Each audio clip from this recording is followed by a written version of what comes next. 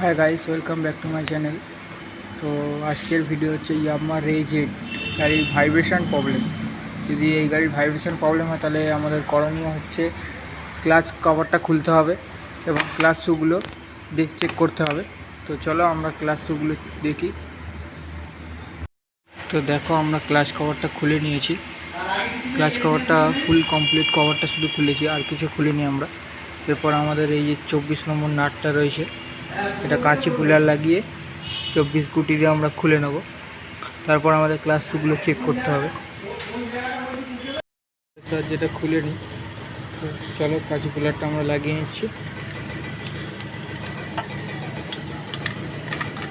এবং এখানে সাপোর্ট দিয়েছি। এরপরে আমরা 24 গুটিটা লাগাবো। তো আমরা গুটিটা লাগিয়ে নিয়েছি, চলো আমরা নাটটা খুলে নিয়ে তারপর আমাদের দেখাচ্ছি।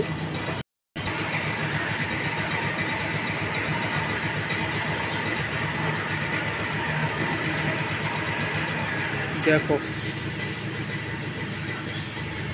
ব্রেক ধরে ধরে চালিয়ে কি অবস্থা, পুরো নোংরা হয়ে গেছে ক্লাচের বাটিটা এবং ক্লাচ শুগুলো প্রায় ময়লা হয়েছে। ওগুলো আমরা সিজ কাভারের সাহায্যে ঘষে নেব। তো গাইস দেখো আমরা এখানে ক্লাচ শুগুলো ঘষে নিয়েছি।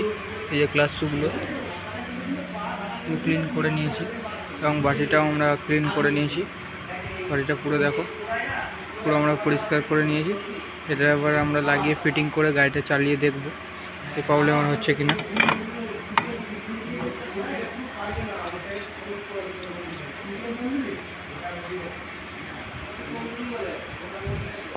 তো চলো আমরা এবার এটা টাইট করে নিই। টাইট করে নেওয়ার পরে তোমাদের সাথে দেখা হচ্ছে। তো আমরা ক্লাচ কভারটা ফিটিং করে দিয়েছি এবং আমরা চালিয়েও দেখলাম গাড়িটা। তো আমাদের সেই প্রবলেমটা চলে গেছে, যেটা ভাইব্রেশন হচ্ছিল গাড়িটা চালানোর সময়, টানার সময় যে ভাইব্রেশন প্রবলেমটা ছিল।